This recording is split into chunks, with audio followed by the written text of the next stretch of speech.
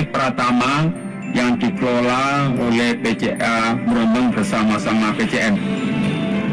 Adapun yang ketiga adalah di bidang sosial. PCN Brondong secara aktif terlibat dalam bantuan bencana, baik bencana alam maupun bencana kemanusiaan. Bahkan saat bencana kemanusiaan Gaza Palestina, PCN Brondong mengirim dana hampir 300 juta dan Rohingya hampir 30 juta. Di samping korban atau hewan korban yang didistribusikan ke PCM, PRM lain yang membutuhkan, termasuk untuk calon PRM di daerah-daerah selatan, Hulu, Mantuk, Sambeng dan sekitarnya, Karangbinangun dan lain-lain. Di samping diberikan kepada PCN Soko daerah Tuban 1 ekor KKSA yang hari ideal. Di bidang ekonomi, PCN Brondong 400 juta. Di samping toko memilih cabang juga memfasilitasi berdirinya Surya Mart yang dimiliki oleh PCA Brondong. Di samping itu mendorong untuk berdirinya ekonomi di ranting-ranting seperti di Ranting Sidoarjo memiliki toko Al-Azhar yang sudah menghasilkan tiap bulan omsetnya 300 sampai 400 juta. Di samping itu ada Bunda Mart yang dimiliki oleh PRA dan PRM Pamong. Di Brengkok ada calon Surya Mart dalam proses pembangunan. Kemudian di Labuan ada usaha perikanan, yaitu berupa tambak kerapu. Ini di sektor main di bidang pertanian modern telah memiliki 25 unit greenhouse yang setiap tahunnya omsetnya tidak kurang dari 1,6 miliar, karena diperkirakan tiap tahun menghasilkan 100 ton buah melon. Dan pasarnya di Jakarta, Bekasi. Buya Anwar Abbas dari BP Muhammadiyah. Kemudian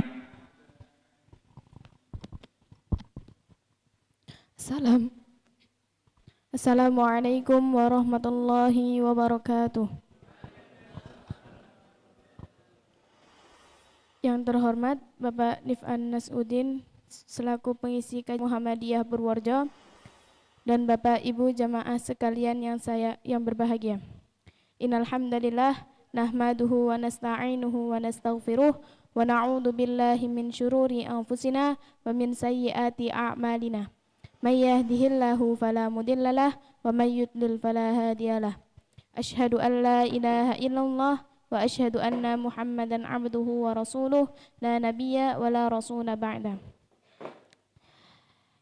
Ibu bapak rahimakumullah, berkenankan saya selaku pembawa acara pada kajian Ahad pagi pimpinan cabang Muhammadiyah Purworejo ini akan memandu jalannya acara pada pagi hari ini.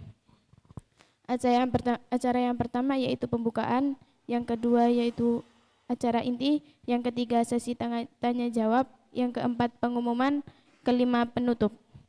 Acara yang pertama yaitu pembukaan. Marilah kita buka acara kajian Ahad pagi pada hari ini dengan bacaan basmalah dan doa bersama-sama. Bismillahirrahmanirrahim.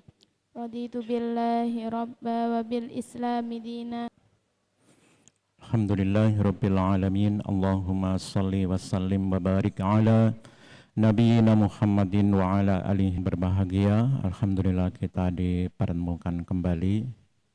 Alhamdulillah sudah lebih lengkap dari yang tadi. Mengawali pengajian ini, Bapak Ibu anggota jamaah pengajian ini sudah banyak yang Daryoto. Saya lama sebenarnya mau tanya sama Pak Badrudin, kok Pak Daryoto lama ndak kelihatan. Dal itu ada Pak Bangun dan istri beliau dari Pangen, sudah banyak sekali.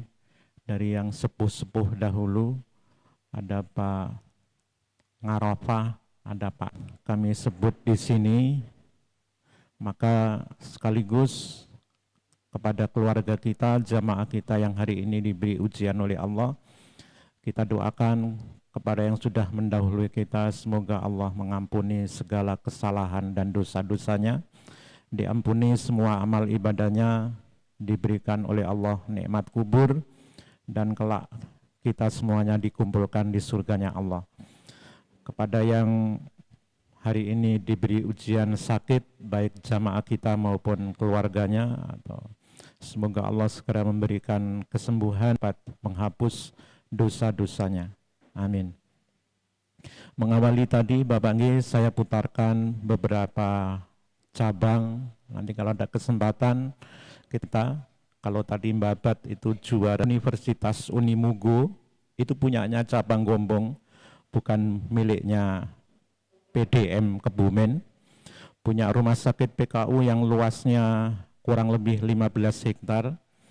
Punya rumah sakit di daerah lain, di Sumpyo 1, di Kroya 1, di Cilacap, dan satu lagi rumah sakit Aisyah Purworejo ini.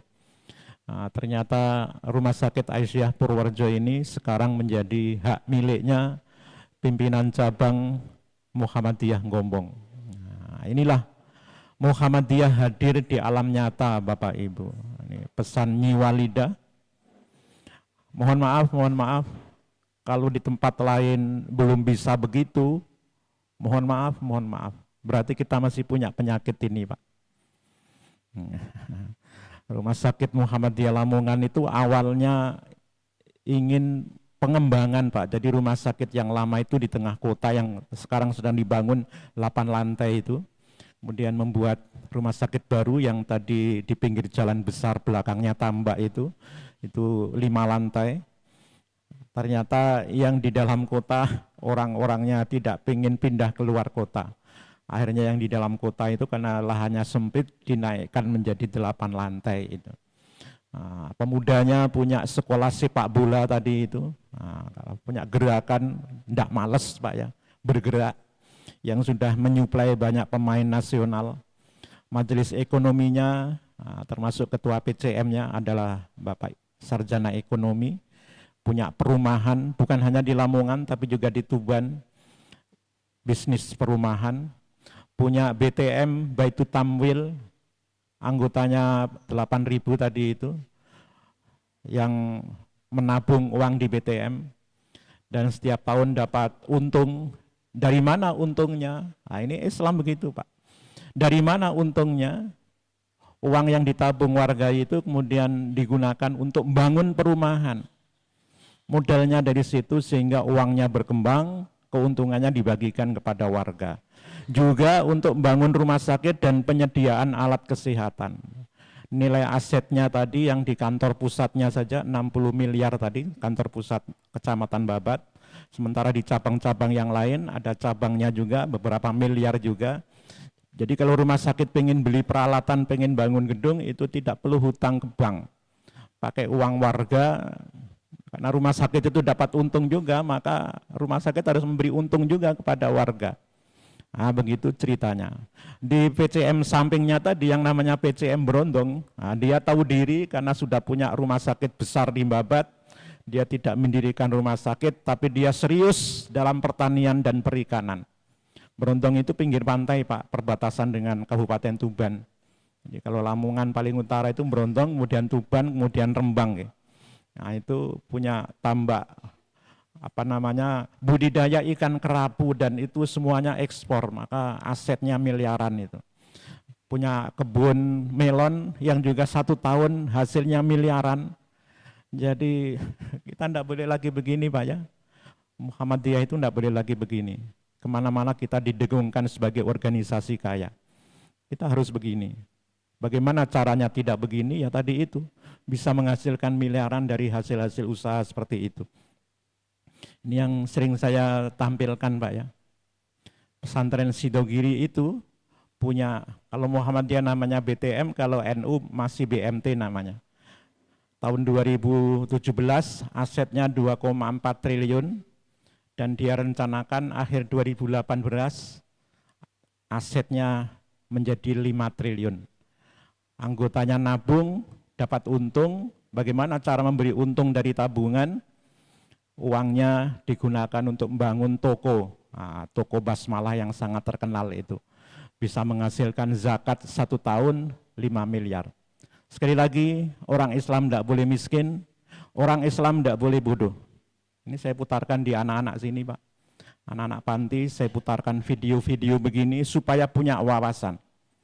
Universitas Muhammadiyah Purworejo ketika belum mampu memberi beasiswa, kami tidak ngemis-ngemis ke UMP. Lahan beasiswa terbuka luas di mana-mana. UMS waktu itu beasiswanya melimpah ruah. Kita kirim anak-anak ke UMS. Bukan hanya ngumpet di Purworejo saja. Kita diuji waktu itu anak-anak oleh Pak Marfuji. Pak Marfuji senang sekali karena kita minta nanti anak-anak itu kembali tinggal di panti asuhan. Alhamdulillah diberi kepercayaan menjadi pengasuh di panti-panti asuhan di Surakarta waktu itu. Di UAD, anak kita juga membantu pesantren UAD. Gitu. Jadi kita tidak, kalau yang memang belum mampu ya kita tidak minta-minta kepada yang tidak mampu. Itu ceritanya. Kita, ini ada ini Pak ya.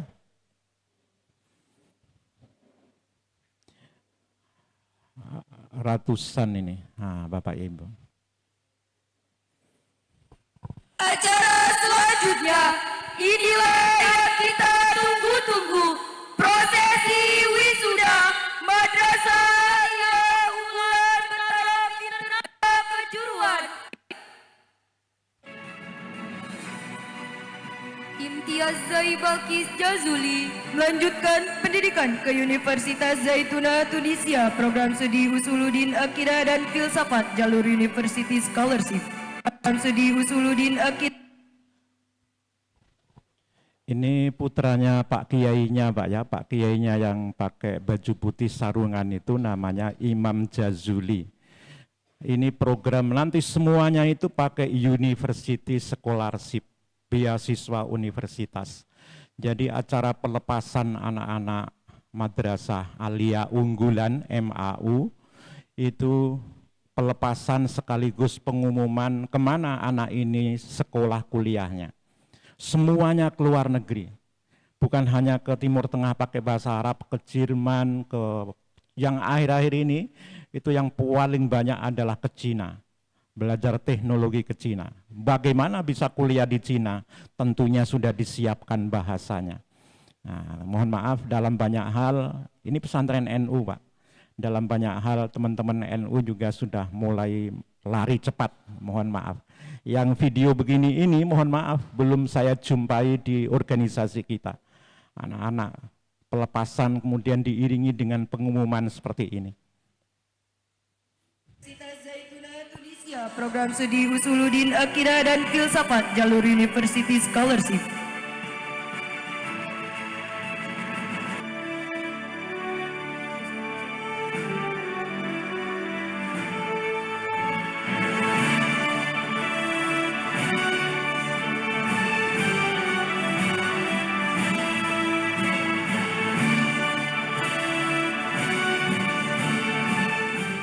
Rizky Satrio Febrianto melanjutkan pendidikan ke Universitas Geverbliche Schule Tübingen, Germany, program studi Accounting and Finance, jalur University Scholarship.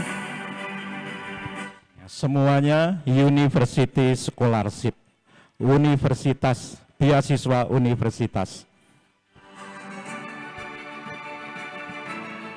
Muhammad Fatul Bintang melanjutkan pendidikan ke Universitas Geverbliche Schule Tübingen, Germany, program studi Bisnis Manajemen. Bapak boleh nanti lihat di YouTube, diketik saja ratusan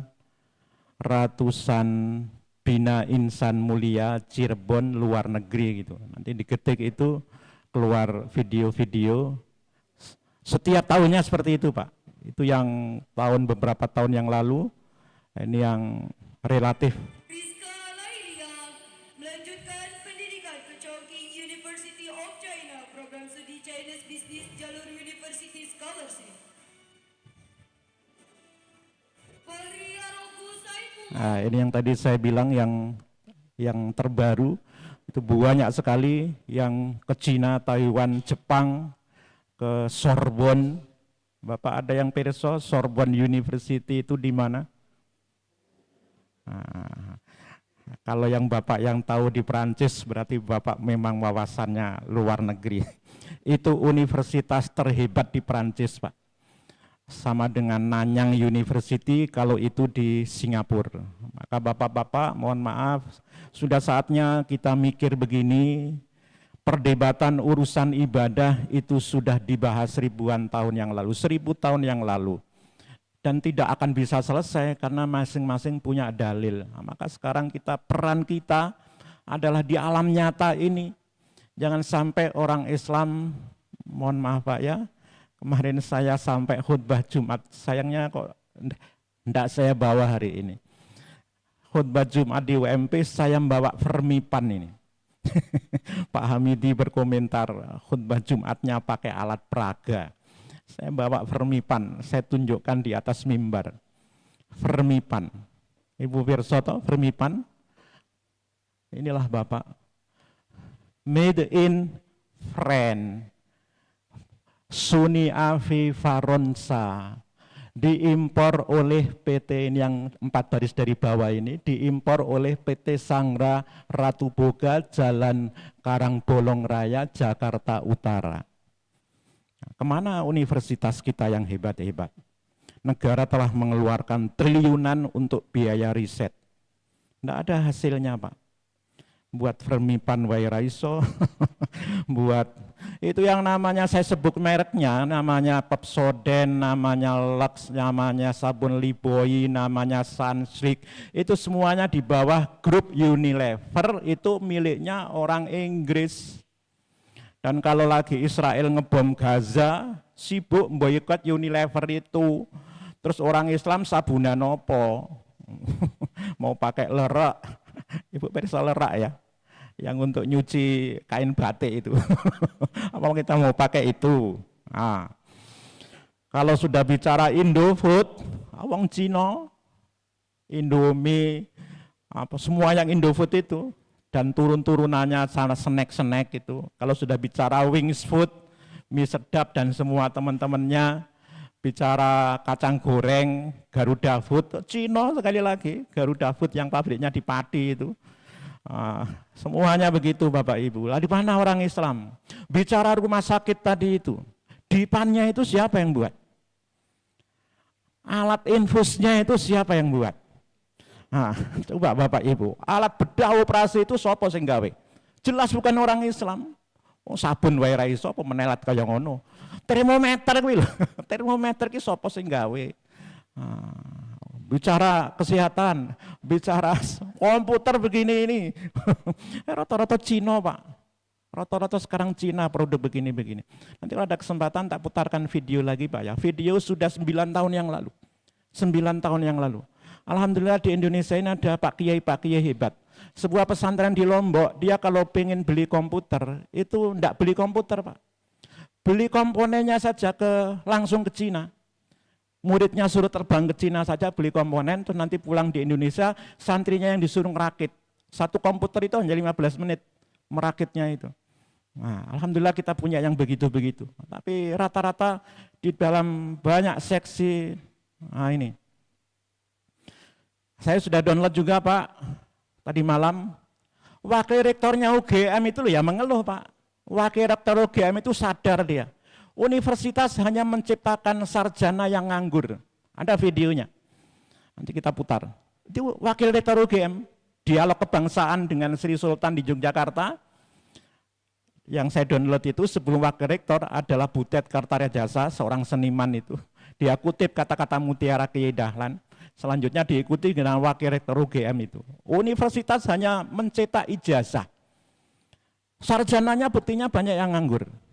Nah, jadi kita enggak menciptakan peradaban. Wah ini tadi Pak. Berapa sudah 1000 dokter. Dan banyak, hampir mayoritas pakai beasiswa dari negara. Apa manfaatnya? Apa jadi solusi bangsa? Apa malah jadi menambah problem bangsa? Jadi apa hasilnya riset-riset itu, penelitian-penelitian itu? Nah, jadi kita hanya sibuk dengan bungkus, Pak. Sibuk dengan bungkus, banyak doktor, banyak profesor, tapi mohon maaf, isinya belum. Isinya belum. Siapa yang merajai jalan raya kita? Kita sebenarnya bisa apa? Alah, enggak usah sebenarnya. Kenyataannya yang merajai jalan itu adalah orang-orang Cina, orang-orang Jepang. Kita sebenarnya enggak usah ngomong sebenarnya. Buktinya Malaysia bisa kok. Kalau bisa tunjukkan. Nah, jadi ekonomi tidak berdiri sendiri, Pak. Ekonomi berhubungannya dengan politik juga. Jadi Malaysia bisa mobil Proton, dia merajai jalan di Malaysia. Sampai itu Mas Setiawan itu mobilnya Proton. Jadi bagus kamu bawa pulang oleh-oleh. Tidak hanya kuliah bawa gelar, tapi pulang bawa oleh-oleh mobil Protonnya Malaysia. Jadi begitu ceritanya Bapak Ibu. Saatnya orang Islam menunjukkan prestasinya. Kita sekali lagi Bapak punya hutang peradaban. Hutang peradaban. Jadi hari ini peradaban kita dikuasai oleh orang-orang di luar Islam. Tetapi kita sudah diberi teladan, diberi contoh oleh para pendahulu kita.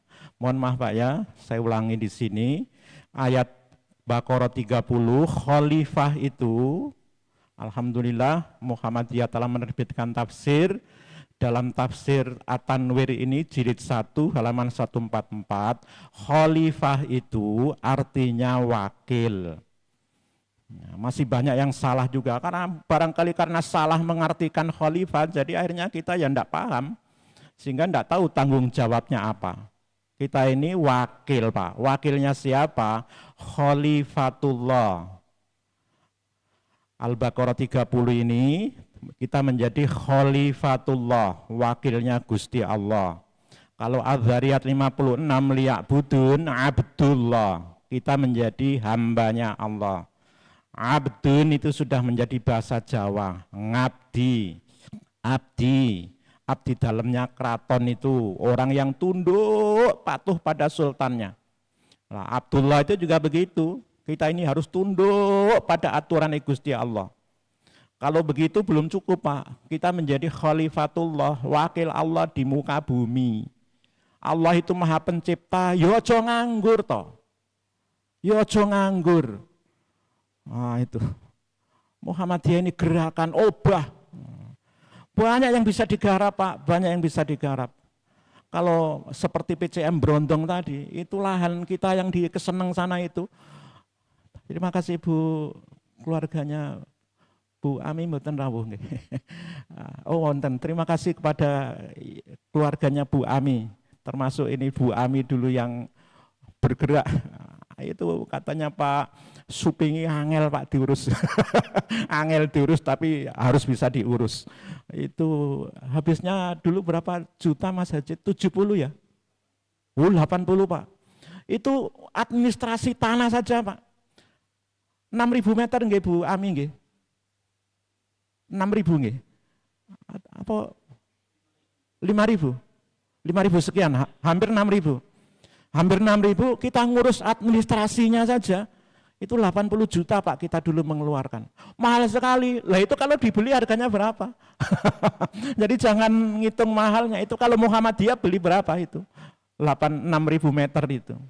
Nah mohon maaf Pak Bandot, Allah yarham, semoga pahalanya untuk beliau, karena ini tanah beliau. Meninggalkan tanah itu tidak punya ahli waris, jadi repot ngurusnya Bu, tidak punya ahli waris, jadi repot sekali Pak. Intinya begitu. Itu tadi kalau tanah itu dibuat apa namanya greenhouse kayak PCM Brondong tadi itu, oh, bisa miliaran Pak. Bisa miliaran Pak Badar. Digilir PCM yang apa namanya yang piket di sana, yang piket di sana digilir, atau kita percayakan kepada siapa itu suaminya Bu Nurul dan yang satu lagi itu yang malah pegawai pertanian itu sepertinya. Nah, Pak Dwijo itu malah pegawai pertanian itu kayaknya. Nah ini Bapak Ibu, kita ini wakil Allah di muka bumi. Allah maha pencipta, ya kita kreatif itu loh, menciptakan macam-macam gitu. Allah itu maha pemberi. Ya begini, jangan begini. Bapak Ibu, mohon maaf Pak ya. Bapak ini ada di sini kayaknya. Apa Anda ada? Sebentar Pak ya. Ini pernah saya tampilkan di sini, tapi semoga ada gambarnya. Yang kemarin saya singgung juga waktu khutbah di UMB. Di Masjidil Haram itu enggak ada yang namanya kota infak itu. Enggak ada kota infak di Masjidil Haram itu. Terus bagaimana mengelola Masjid Nabawi dan Masjidil Haram itu? Padahal di sana enggak ada infak. Bagaimana caranya? Caranya yaitu dengan wakaf. Apa wakafnya? Nanti kita bukakan lah Bapak Ibu, nggih. Kita bukakan sambil nanti kita cari. Nah gitu ceritanya Bapak Ibu. Bapak Ibu mohon maaf, ini laporan orang Kristen tahun 917 Masehi. 917 Masehi yang pojok sana itu, atas. Orang-orang Romawi, Kaisar Konstantin mengutus utusan ke Baghdad. Itu ditulis oleh Philip K. Hitti ini dalam buku sejarah singkat bangsa Arab, Short History of the Arab. Itu pulang ke Eropa, ke Roma, menceritakan. Yang bawah ini Pak, yang atas enggak usah, yang bawah ini. Di istana ada taman. Tamannya itu yang aneh, karena ini aneh maka dibawa pulang ke, ceritanya dibawa pulang ke Eropa. Tamannya itu pohon-pohonnya bukan pohon alami, tapi pohon buatan yang terbuat dari logam. Dan di atas pohonnya, pohon logam itu ada burung-burung yang bisa bernyanyi-nyanyi. Apa itu Bapak? Robot itu. Tahun 900 ketika orang Prambanan masih sibuk mengumpulkan batu, bangun candi, orang Islam di Baghdad sudah menciptakan robot. Alhamdulillah bukti-bukti itu sekarang sudah lenyap, tapi ada satu karya yang ditulis oleh Al-Jazari, ini bukunya masih alhamdulillah tidak ikut hancur bersama hancurnya Baghdad ketika diserbu Mongol. Al-Jazari membuat buku ini, namanya Kitab Ma'rifat Al-Khilyah Al-Handasiyah. Handasiyah itu teknik, kalau sekarang ini teknik, ya teknik elektro apa-apa ini. Intinya di sini ada Al-Jazari menulis 50 peralatan mekanik disertakan dengan bagaimana cara merakitnya. Nah, ini 1000 tahun yang lalu, hampir 1000 tahun yang lalu, hari ini bisa diwujudkan kembali. Jadi buku ini memberikan panduan bagaimana merakit robot, Pak. Ini dikenal dengan di dunia hari ini ada di Museum Baghdad, dikenal dengan apa namanya? Jam gajah. Jam gajahnya Al-Jazari. Nah, itu hasil karyanya orang Islam abad ke-12. Nah, ini Bapak Ibu, istana, ada yang pirsa? Istana apa ini? Buatan pirsa. Ini dibangun 1200 tahun yang lalu. Dan ini tempatnya di Eropa. Namanya Istana Alhambra. Alhambra. Itu bahasa Spanyol, berasal dari bahasa Arab Alhamra. Batunya itu warnanya merah, Pak. Merah-merah pink gitu. Itu bukan cat itu, Pak. Itu batu yang dipilih yang warnanya begitu dan diukir tahun 800 itu oleh orang-orang Islam dari Arab pindah ke Spanyol. Karena kekuasaan perang antara orang Islam, jadi orang Islam itu begitu, Pak. Perang kalau kalah ya nyingkir gitu. Jadi Arab dikuasai oleh Abbasiyah, kemudian orang Umayyah nyingkir ke Spanyol. Di Spanyol dia membangun lagi peradaban. Belum lama, Pak, ini patung singa itu dibongkar oleh kerajaan Spanyol. Orang Spanyol itu heran. Ini ratusan tahun air mancurnya kok tidak pernah berhenti mengalir. Ini Bapak nggih. Nanti kalau Bapak lihat di YouTube, Pak ya. Ini apa namanya? Ini Pak. Parit-parit ini. Itu airnya jernih mengalir masuk ke kamar-kamar. Oh, kamar-kamar itu. Inilah kenapa Adam itu, kemarin pengajian di Ngerapah, Pak ya, saya tanya, kenapa Adam itu diturunkan ke bumi? Jamaahnya kompak, Karena Adam makan buah larangan. Jadi Adam itu diturunkan di bumi karena melanggar peraturan, saya bilang begitu. Salah. Itu keyakinannya orang Kristen begitu itu. Akhirnya kemudian Adam melakukan dosa dan dosanya itu diwariskan kepada anak cucunya. Itu keyakinan Kristen. Adam itu diciptakan oleh Allah sengaja untuk dijadikan khalifah di bumi. Dari awal niatnya Adam dicipta oleh Allah itu, awal tujuannya ya untuk itu. Setelah dicipta, ditaruh di surga. Orang kakean ngomong Gusti Allah. Orang usah diajari macam-macam. Adam, kamu tinggal di surga. Lihat itu surga. Diamati surga itu. Nanti bumi itu jadikan seperti surga. Nah, ceritanya begitu, Pak. Orang usah kakean ngomong. Jadi itu caranya Allah ini cara yang paling cerdas. Yang sekarang ditiru orang namanya studi banding. Sekarang namanya studi tiru namanya.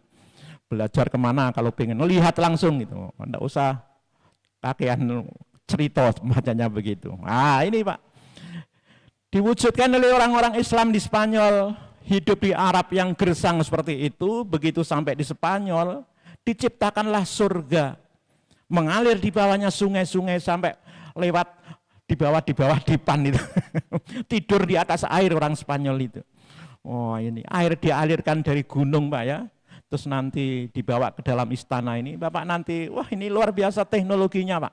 Istana ini, Pak, di tebing di atas bukit. Herannya orang Spanyol itu, bagaimana cara menaikkan air dari bawah ini sampai ke atas sana tanpa pakai listrik. Ternyata teknologinya luar biasa. Nanti Bapak lihat di YouTube. Bagaimana orang Spanyol Muslim mengatur air. Istananya itu di pinggir-pinggir tebing-tebing, Pak. Tapi naik air ke atas. Nah, gitu. Itu diantaranya kenapa? Untuk menjernihkan air ternyata. Jadi kalau naik itu, maka lumpur-lumpurnya mengendap, tidak akan naik itu. Itu diantaranya salah satu faktornya itu. Kenapa harus dinaikkan ke atas bukit? Istananya dibangun-bangun di atas bukit, salah satunya itu. Nah, gitu Bapak. Gitu sebagai pengantar Pak ya, kemudian janji kita, sekali lagi Bapak Ibu, nanti satu tadi yang wakaf Raja Arab itu, yang kedua kalinya nanti saya menyampaikan begini ini Pak, mohon maaf, bukan bermaksud kemudian melemahkan keyakinan kita Muhammadiyah. Saya awali di awal, kita menyampaikan yang begini-begini ini bukan dengan tujuan untuk melemahkan keyakinan di Muhammadiyah. Tujuannya apa? Nanti kita buka. Muhammadiyah itu berprinsip toleran. Toleran, terbuka, tidak menganggap dirinya yang paling benar. Pada risalah Islam berkemajuan, bagaimana supaya toleran? Kita harus luas pandangan. Luas pandangan, sehingga kita luas dalam sikap. Nah ini, supaya luas pandangannya, kita harus tahu bagaimana dasar-dasar amalan saudara-saudara kita di luar Muhammadiyah itu. Tidak ngawur mereka Pak. Mereka beramal itu juga pakai dalil. Maka Muhammadiyah hati-hati. Tidak mudah-mudah kemudian menyatakan bid'ah itu tidak begitu kita. Karena mereka pakai dalil. Nah ini yang kemarin Pak Tanto. Mengkhususkan ibadah pada hari-hari tertentu. Itu mereka pakai dalil ini riwayat Bukhari Muslim. Baginda Rasulullah itu beliau membuat jadwal khusus untuk mendatangi Masjid Kuba. Masjid yang pertama kali dibangun beliau, karena tidak bisa hadir setiap hari, beliau membuat jadwal khusus hari Sabtu saja.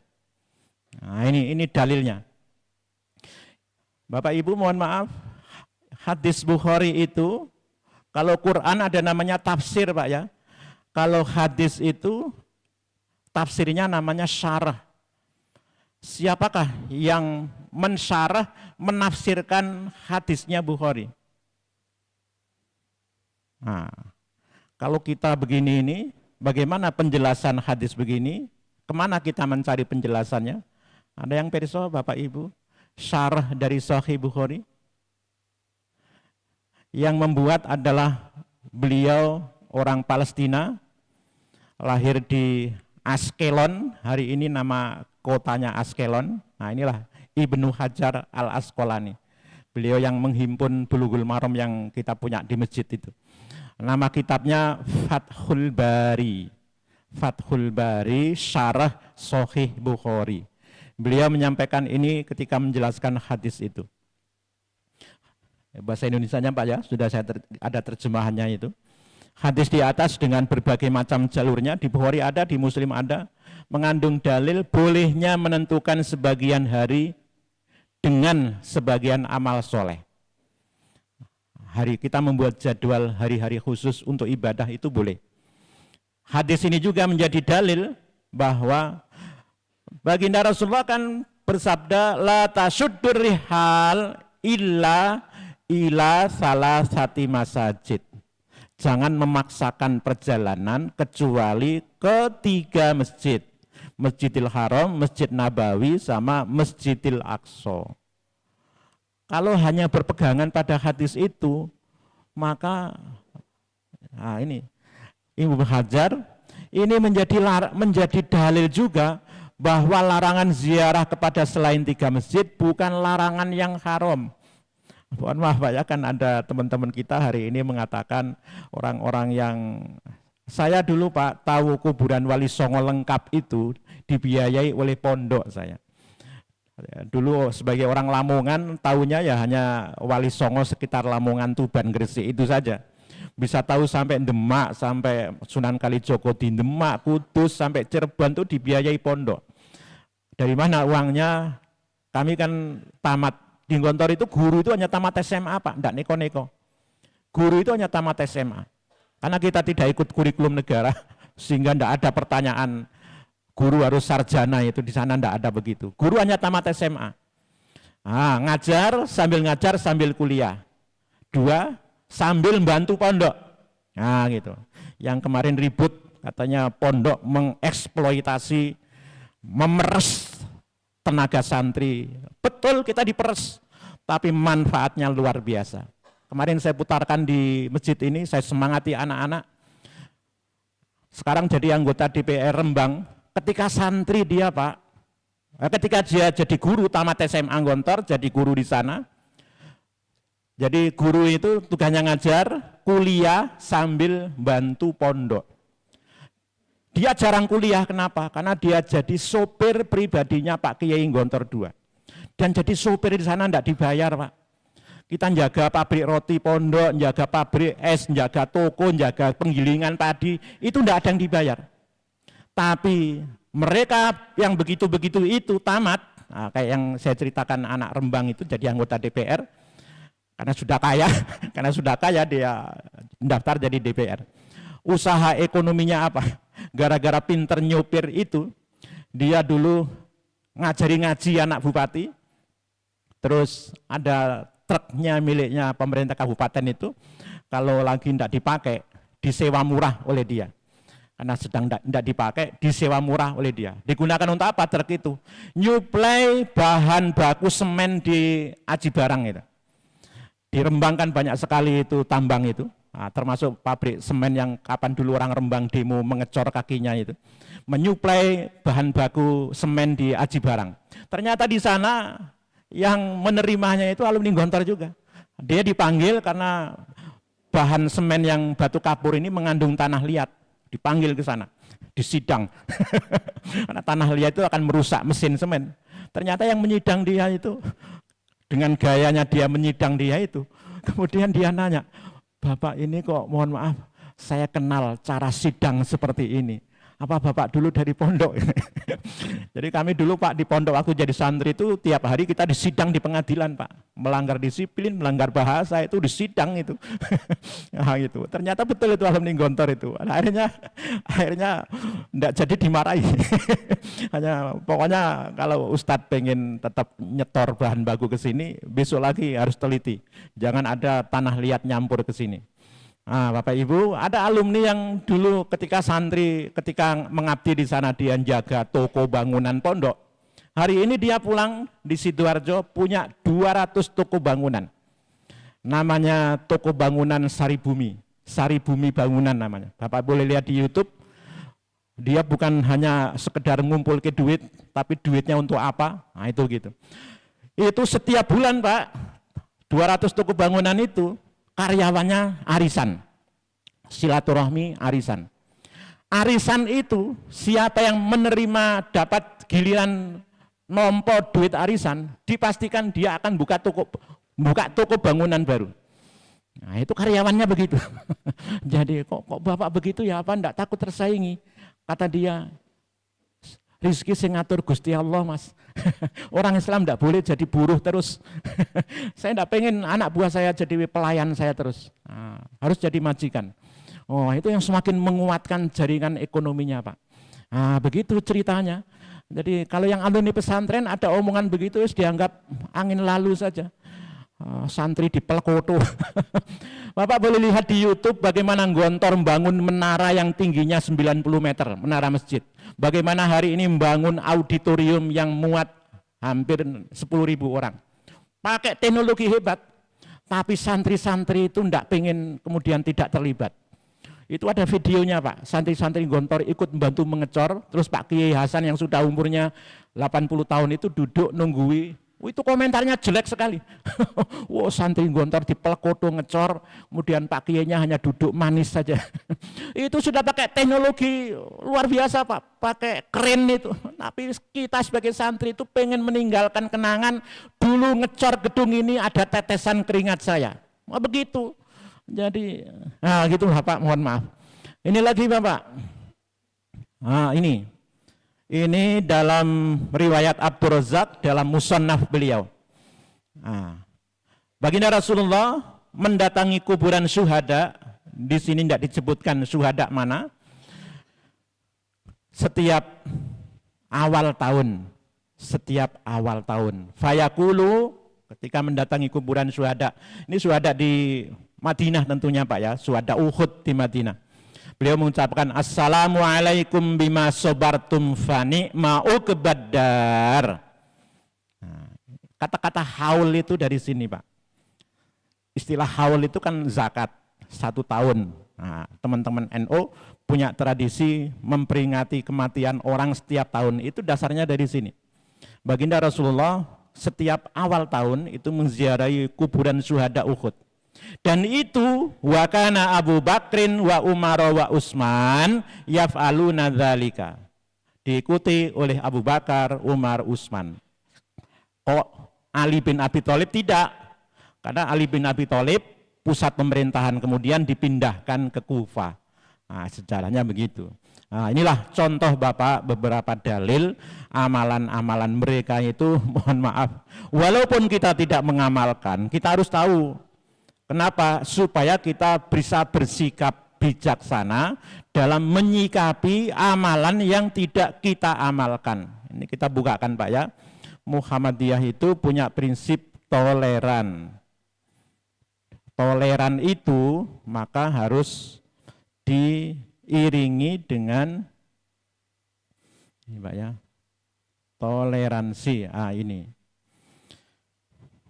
Muhammadiyah itu tidak menganggap dirinya yang paling benar, yang lain salah. HPT yang paling tua ini dokumen 36, putusan tarjih mulai dari merundingkan sampai menetapkan kita tidak ada sifat perlawanan. Maksudnya perlawanan apa? Yakni menentang atau menjatuhkan segala yang tidak dipilih oleh tarjih itu. Nah ini Pak, ini pimpinan pusat Muhammadiyah, ini sumbernya Pak ya, yang saya tulis ini Risalah Islam Berkemajuan. Risalah Islam Berkemajuan, putusan Muktamar Surakarta. Tegas dalam pendirian, kita tetap begitu, kita tidak mengamalkan haul, tidak mengamalkan selamatan hari-hari tertentu, tidak. Tetapi kita harus luas dalam wawasan sehingga luas dalam sikap. Itu tadi yang kita sampaikan. Jadi kita tidak mengamalkan haul dan macam-macam, tapi bagaimana kita melihat haul yang ada di sekitar kita itu. Nah, itulah tadi kita tunjukkan dalilnya teman-teman NU itu begitu. Ini satu gitu Bapak, masih ada 8 menit. Kalau ada yang badhe matur sambil saya carikan yang tadi itu. Wakafnya Raja Arab Saudi. Monggo Bapak Ibu. Monggo Pak, nggih. Nggih. Waalaikumsalam warahmatullahi wabarakatuh.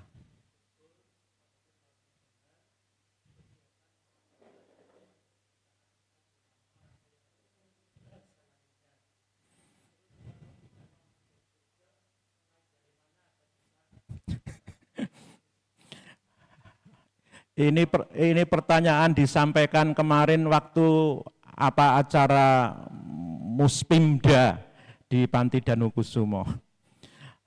Kita itu kan orang cerdas Pak, mohon maaf. Enggak usah, pokoknya mulai. Mulai. Kita mau apa? Satu saja enggak usah neko-neko. Mulai. Mohon maaf Pak ya, nanti saya bukakan. Ini mumpung ketemu ini. Nah ini loh Pak. Orang Islam itu, ini kan, mohon maaf Pak ya, ini saya rubah tulisan ini, nggih. Tulisan ini saya rubah. Saya pakai hurufnya ini Pak, ini huruf ini namanya abadi namanya di sini. Kalau saya rubah menjadi huruf Times New Roman, nah, mana tadi? Times New Roman, hurufnya berubah jadi begitu Pak. Sebentar saya besarkan, okay? Nah, kalau Times New Roman bentuknya jadi begitu yang Latin itu Pak ya, Wakaf Raja Abdul Aziz. Kalau saya rubah menjadi bentuk abadi, hurufnya jadinya begini. Nah, besarnya rata. Ini namanya huruf abadi itu. Nah itu. Nah, orang Islam itu harus tahu Pak, model-model huruf Arab itu harus tahu. Jangan hanya tahunya yang naskhi yang untuk nulis Quran itu saja. Modelnya itu banyak sekali. Nah ini dipampang besar di bawah jam itu. Ini pintu masuk ke hotel Menara Zamzam itu Pak. Apa itu bacanya? Bacain apa nih Pak?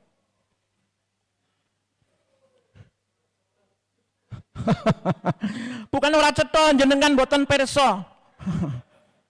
Ini namanya khat kufi. Kufi ini adalah tulisan Arab yang berlaku pada masa Rasulullah. Begitu hurufnya. Itu wawu, yang paling depan itu wawu. Setelah itu qaf. Setelah itu huruf fa. Waqaf al-maliku raja Abdul Aziz lil Haramaini Syarifaini. Jadi Menara Zamzam itu Pak, itu statusnya hotel wakaf. Hasil orang nginep di situ itu membayar, hasilnya untuk apa? Wakaf Raja Abdul Aziz lil Haramaini untuk melayani dua tanah suci yang dimuliakan oleh Allah. Nah, itu. Hasilnya untuk itu. Sehingga di Masjidil Haram itu tidak ada kotak amal. Adanya di tiap tiang itu AC, bukan kotak amal. Jadi luar biasa itu. Menyediakan kalau hari Senin ada buka puasa itu dari situ Pak, dari situ. Ini yang ditiru oleh Mbah. Ada yang pirsa namanya orang Tulungagung yang mewakafkan tanah dan masjid kepada Muhammadiyah itu. Sutrimo. Itulah yang ditiru oleh Mbah Sutrimo ini Pak. Dia wakaf ke Muhammadiyah, masjid 3 lantai, ada liftnya. Hari Senin Kemis disediakan makan buka puasa, makan besar prasmanan. Bukan nasi bungkus. Prasmanan di masjidnya Mbah Sutrimo yang sudah diserahkan ke Muhammadiyah itu, beliau menyertakan wakaf 3 pom bensin. Jadi orang yang wakaf tanah terus engko nek dibangun ki maido Muhammadiyah. Muhammadiyah iki piye to diwakafi ora tanggung jawab, ora dibangun-bangun. Nah, itu Mbah Sutrimo ming tamat SD, ora profesor, ora doktor, ning manfaatnya bisa begitu itu. Gitu loh. Tunjukkan kita itu bermanfaat di alam nyata. Bapak-bapak, saya iklan ini. Saya iklan. Jasailah, hormatilah jasanya Mbah Sutrimo. Bagaimana caranya? Panjenengan kalau beli kacang atom pirsa nggih, kacang goreng, berilah yang mereknya Gangsar. Gangsar. Kalau mereknya tidak Gangsar, pokoknya nanti dilihat diproduksi oleh PT Gangsar Tulungagung. Nah, itu pabrik kacang gorengnya Mbah Sutrimo. Beliau kaya raya dari gorengi kacang itu, Pak. Nah, tamat SD, ora kuliah, ora SMP, ora SMA, ben nguripi keluarganya, dia gorengi kacang sejak tamat SD itu. Akhirnya sekarang jadi pabrik besar namanya kacang, ya kacang Gangsar namanya. Nah, tapi mereknya itu ada sekarang, dulu hanya Gangsar, tapi sekarang mereknya macam-macam, tapi nanti panjenengan lihat saja. Diproduksi oleh PT Gangsar Tulungagung itu. Nah gitu ceritanya Pak. Pokoknya diputuskan saja Pak, dimusyawarahkan terus diputuskan. Kita mau bergerak apa gitu. Terus gitu saja. Mau buka apa? Warung pecel gitu. Mending ya. Warung pecel. Sana mohon maaf itu depannya Pak yang di warung kopi josnya itu kan kalau pagi nganggur Pak ya. Kalau nganggur gitu, ya udah enggak di dalam, di luar pagernya itu ben ketok gitu. Warung pecel gitu, nanti jamaah ini tak umumkan kemana-mana. Panjenengan kalau sarapan di Purworejo Kota kok susah cari sarapan, nah, itu beli depannya Pak Arianto itu warung pecel enak itu. Ya gitu. Nah gitu Pak. Mohon maaf Pak ya, mohon maaf. Jadi kita dulu Pak, mohon maaf, saya sebut kebaikannya Pak Sajio. Pak Sajio itu Pak sebelum meninggal dunia, saya masih ingat betul malam Jumat, saya juga kayaknya apa nanti bisa begitu gitu loh. Saya ditelepon sama Mas Hajid, hujan-hujan itu mohon maaf, hujan-hujan itu. Ditelepon, Pak Nifan ngisi pengajian di mana? Saya kosong Mas Hajid, Pak Nifan kalau ada waktu, Bapak ngaturi Pak Nifan tindak pangen gitu. So langsung ke sana Pak, hujan-hujan itu. Apa yang disampaikan Pak Sajio dalam kondisi kritis itu? Satu, titip Muhammadiyah, yang kedua kaderisasi. Nah, kaderisasi. Alhamdulillah kita dulu satu frekuensi Pak, satu frekuensi kita menyiapkan kader. Nah, kita kirim kader-kader itu. Enggak usah sambat, mohon maaf, enggak usah sambat Pak, ini sudah menjadi rahasia umum, mohon maaf. Muhammadiyah juga sudah mengakui, ini saya bukakan Pak ya, Muhammadiyah pun sudah mengakui. Nah ini, dibahas dalam satu nomor majalah Muhammadiyah.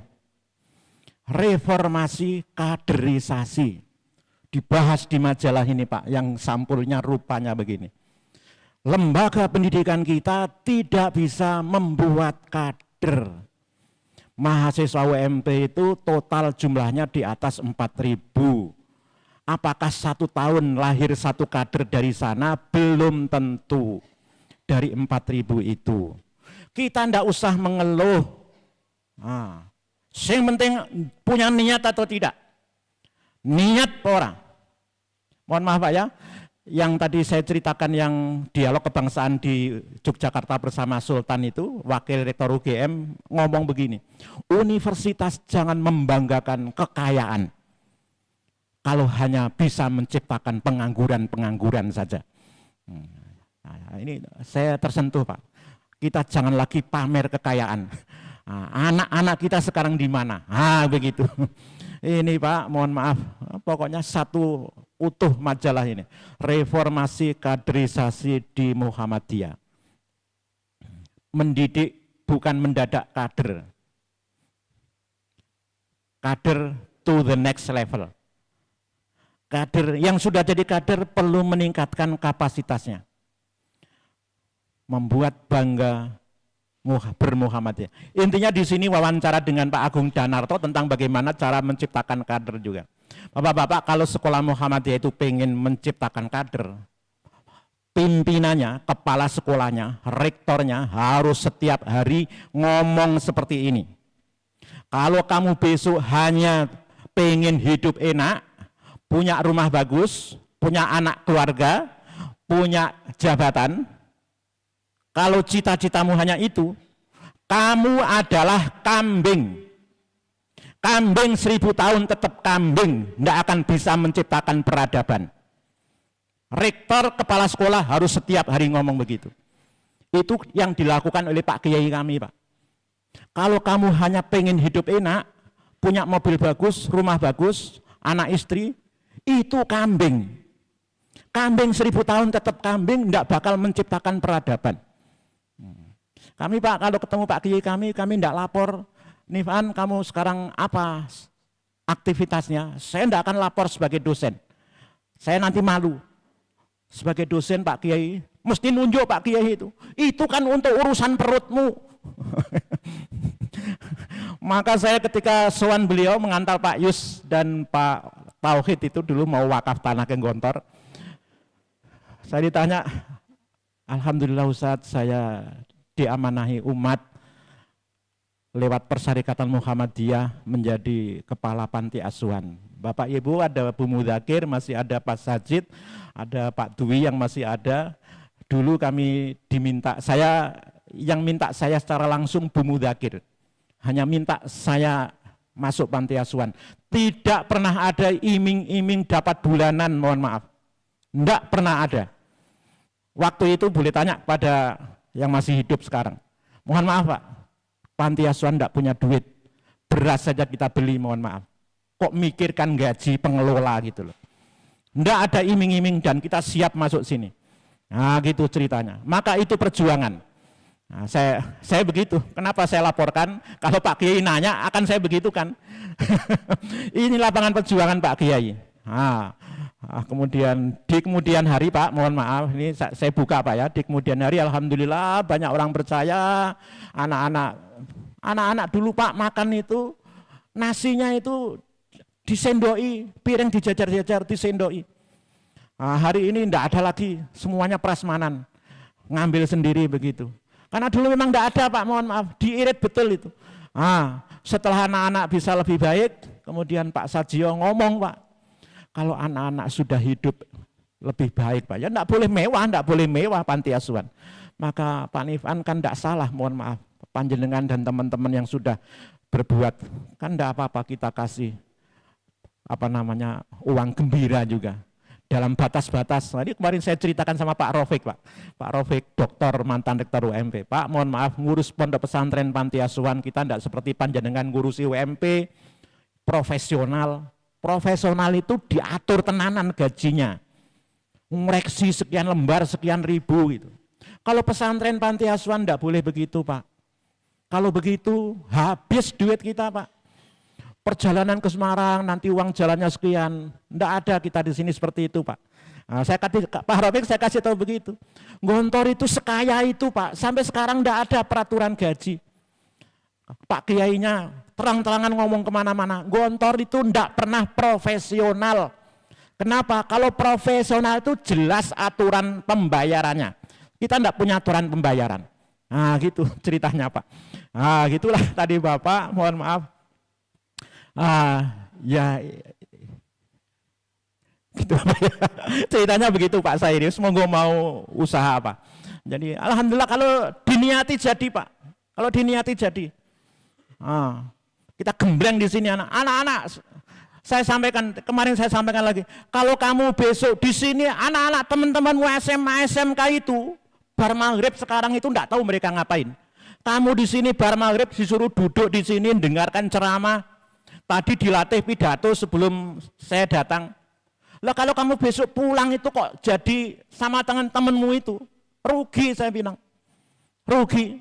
Kalau hanya hidup enak, punya mobil, punya rumah, maka harus bermanfaat bagi orang. Bapak Ibu, nanti kapan-kapan kita bukakan Pak ya, kita bukakan tentang bagaimana harusnya kita itu. Itu Pak, mohon maaf Pak Kiai kami ngomongnya begitu. Terus Pak Kiai kami ngomongnya, Gontor itu ijazah dikasihkan setahun setelah tamat.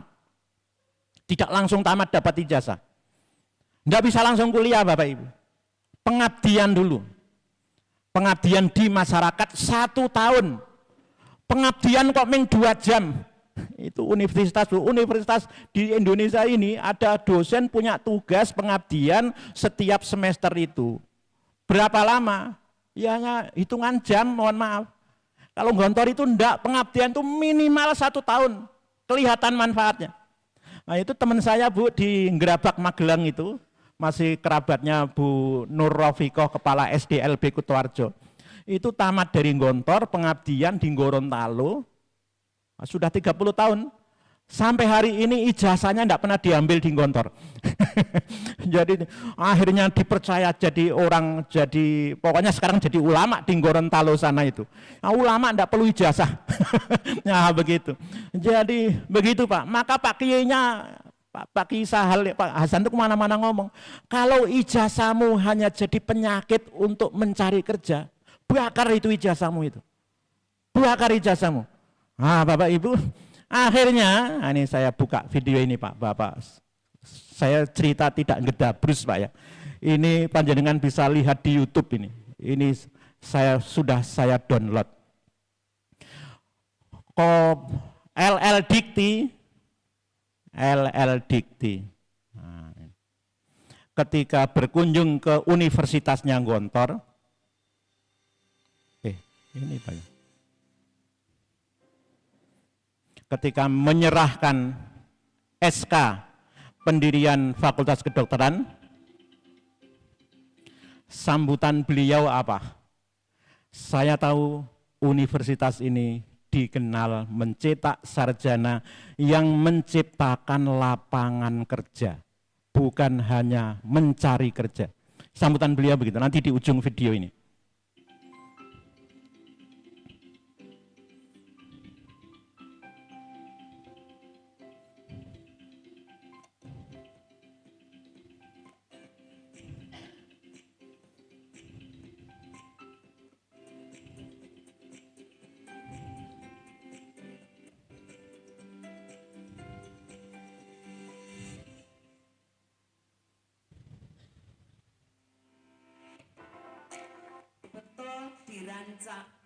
Lulusan Universitas Darussalam Gontor ini adalah outputnya betul-betul dirancang, didesain ya untuk mencetak kerja, bukan pencari kerja. Ini harapan dari LL Dikti dan juga pemerintah kita tercinta khususnya pendidikan tinggi di Indonesia.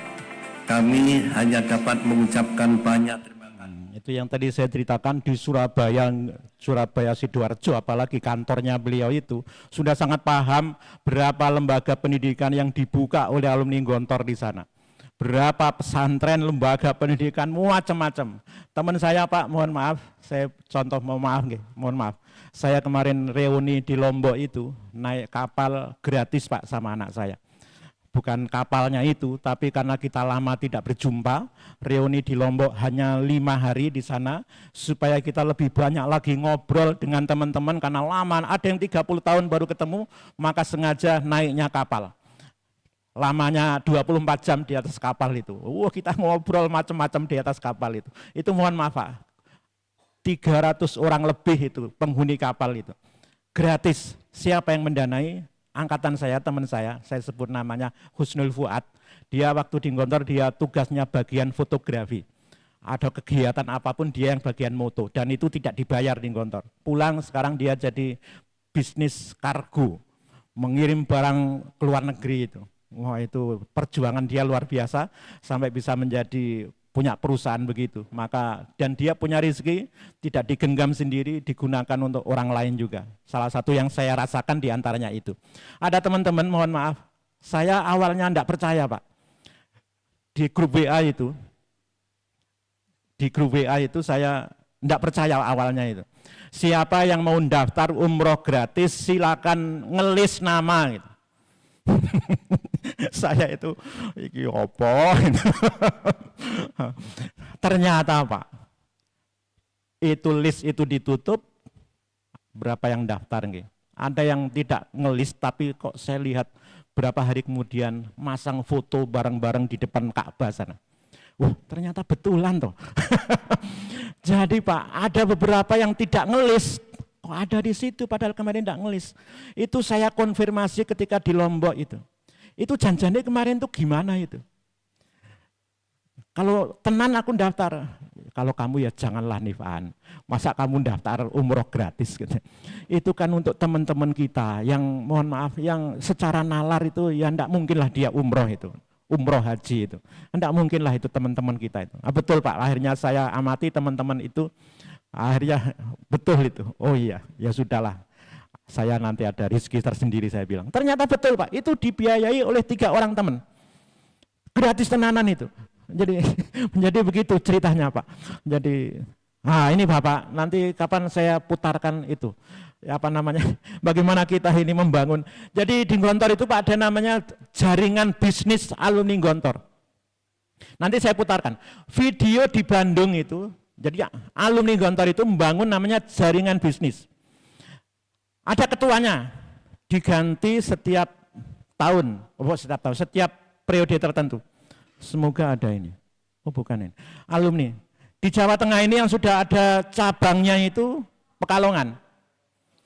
Pekalongan itu sudah ada cabangnya. Forbis, Sapi, Indramayu, Pekalongan. Mana ya? Nanti ya, saya putarkan Pak ya. Di Pekalongan itu sudah ada. Forbis Jogja misalnya ini apa?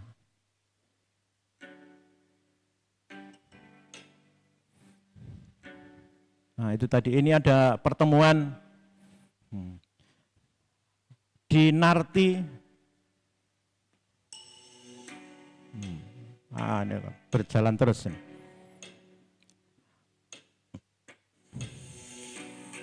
Serah terima amanah, bukan serah terima jabatan Pak ya, serah terima amanah dan pelantikan pengurus Forbis IKPM Gontor cabang Yogyakarta.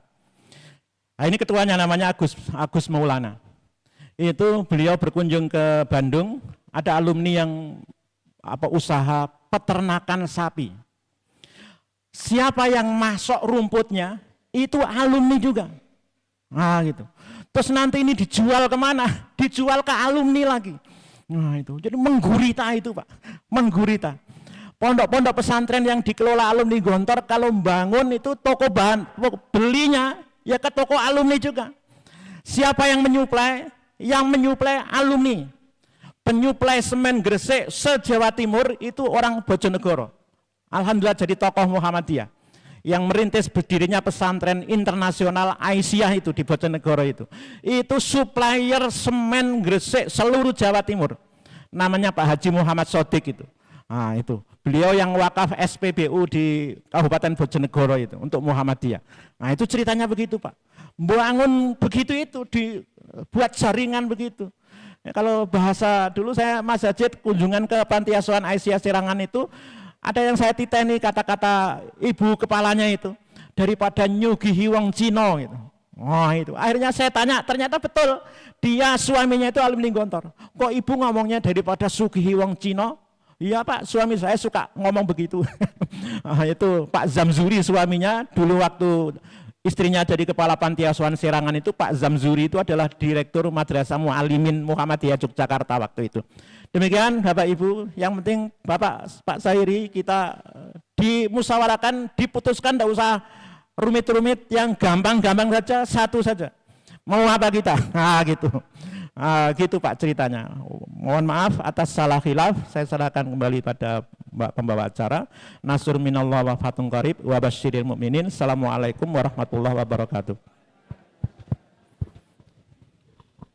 Terima kasih kepada Bapak Nif'an Nasudi atas penyampaian kajiannya. Semoga kita bisa mengambil hikmah darinya dan mengamalkannya. Bapak Ibu rahimakumullah, kami sampaikan untuk jumlah infak pada kajian Ahad pagi pada tanggal 2 November 2025 sejumlah Rp269.000.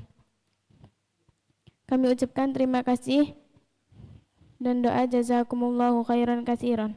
Semoga bisa menjadi amal jariah untuk jamaah sekalian. Acara selanjutnya yaitu pengumuman yang akan disampaikan oleh Bapak Muhammad Sofyan Badarudin. Badannya disilahkan.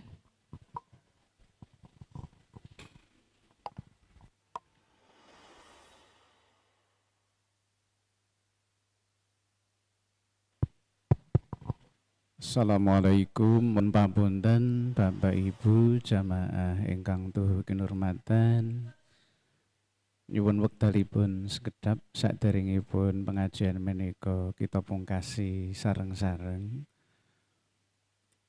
Menika wonten saking Majelis Pemberdayaan Wakaf Pimpinan Daerah Muhammadiyah Purworejo ingkang badhe ngaturaken sertifikat tanah wakaf yang sudah atas nama Perserikatan Muhammadiyah yang letaknya berada di Desa Balidono, lebih tepatnya berada di sebelah utara MTS Negeri, agak masuk, tapi itu masih masuk wilayah Balidono. Yang dari atas nama Ibu Ambar, alhamdulillah dari Majelis Pemberdayaan Wakaf BDM ini sudah memproses. Dan hari ini akan diserahkan kepada kita di PCM Muhammadiyah Purworejo. Moga datang Pak Edi Hidayat, dipersilahkan maju. Ya. Ya.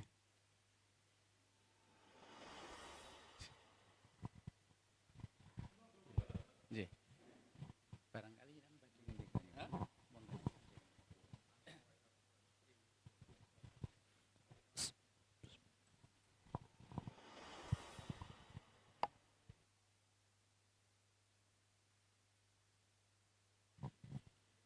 Assalamualaikum warahmatullahi wabarakatuh. Yang saya hormati Mas Badarudin dan Bapak Ibu jamaah pengajian pimpinan cabang Muhammadiyah Purworejo yang saya hormati dan saya banggakan. Terima kasih pagi ini saya berkesempatan hadir di pengajian ini dalam rangka untuk yang pertama tentunya silaturahim, kemudian yang kedua nanti akan kami sampaikan satu buah sertifikat tanah wakaf yang tadi sudah disampaikan oleh Mas Badar, yaitu di Desa Balidono, Kelurahan Balidono. Itu masih Kelurahan Balidono, masih namun berbatasan dengan Kelurahan Keseneng. Sebuah tanah wakaf seluas 1.464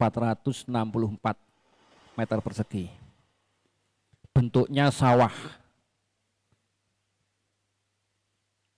Alhamdulillah pada tahun ini di PCM Purworejo yang sudah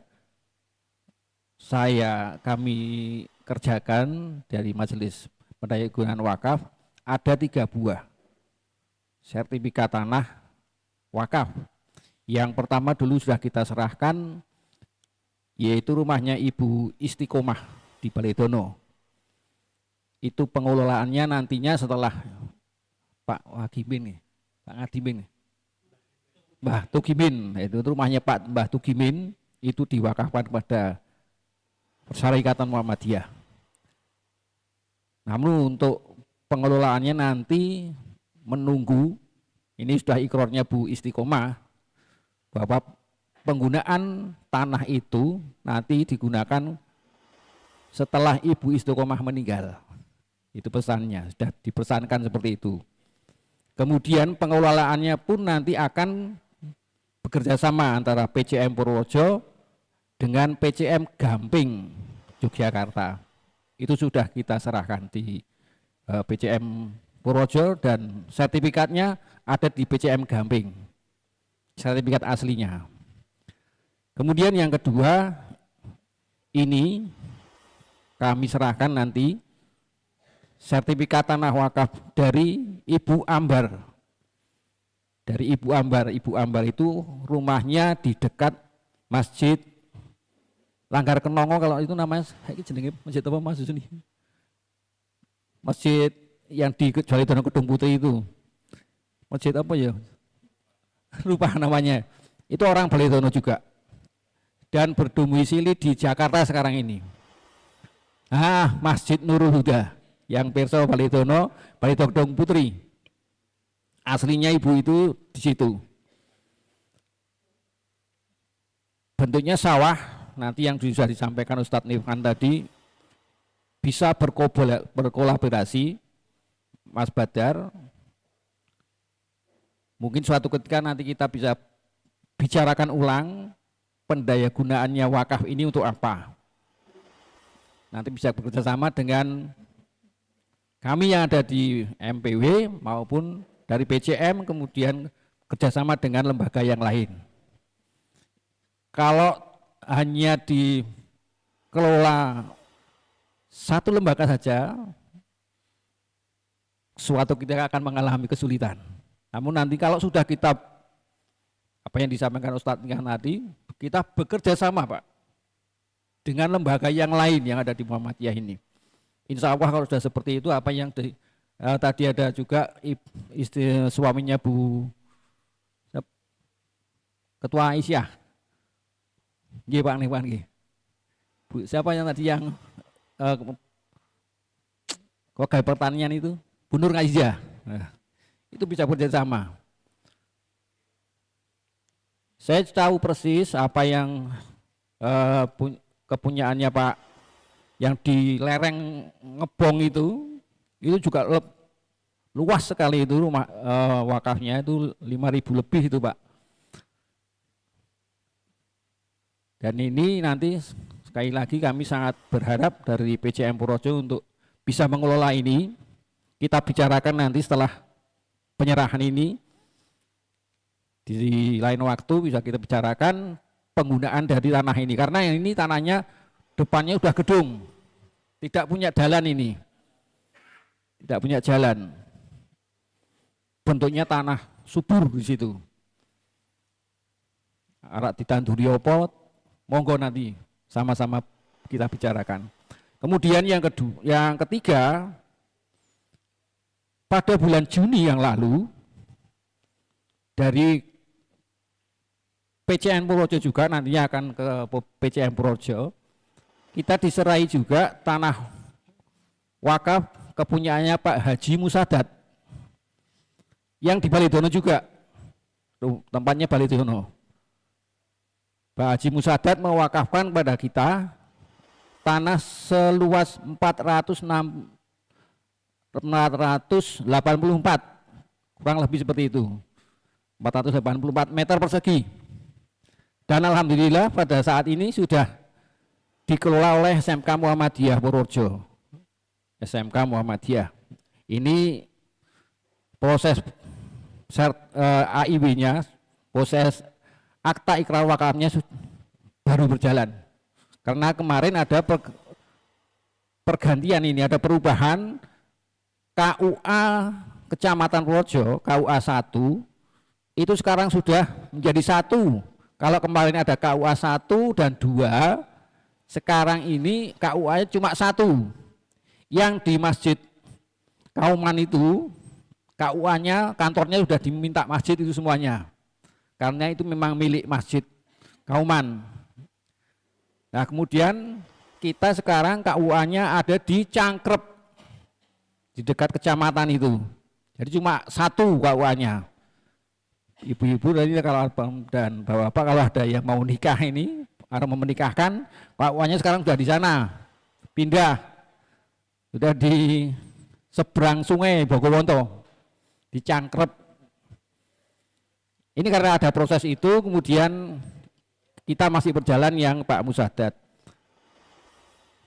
Nanti suatu ketika kalau sudah selesai akan kami sampaikan ke Pak Badar, Mas Badar selaku Ketua PCM Purworejo untuk menyimpan ini semua. Karena di pimpinan daerah Muhammadiyah Purworejo semua sertifikat tanah di masing-masing PCM dan AUM. Ada yang di SMA Muhammadiyah, kalau yang di Purworejo ada SMA Muhammadiyah juga pegang. Namun khusus kalau tanah itu masuknya di PDM, insya Allah nanti tetap masuk di PCM untuk sertifikatnya.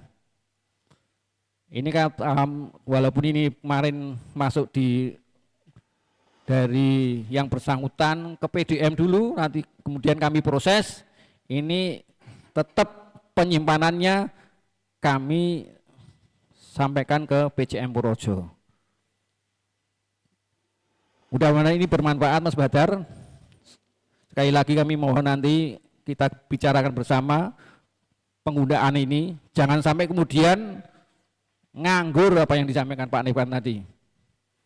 Aja ngantek weruh tanah Muhammadiyah nang kono nganggur. Eman-eman, mesake sing wakaf. Kita dosa ya Pak kalau seperti itu ya. Ora iso nggunakake kita dosa. Bener nggih Pak Nevan nggih? Nggih Pak Nevan. Nanti kita akan berdosa kalau sudah seperti itu. Mari kita gunakan bersama-sama. Mudah-mudahan insya Allah bermanfaat untuk PCM Projo dan untuk umat yang lain. Terima kasih dari saya sampaikan dan mohon maaf apabila ini juga agak lama pengurusannya karena memang harus ke sana ke sini sana kemari, namun akhirnya sudah berhasil. Dan sekali akhiri sekian, assalamualaikum warahmatullahi wabarakatuh.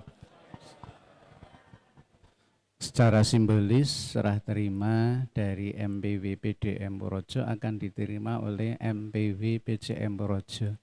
Kepada Bapak Hikmah Setiawan dipersilakan untuk menerima. Nggih, monggo.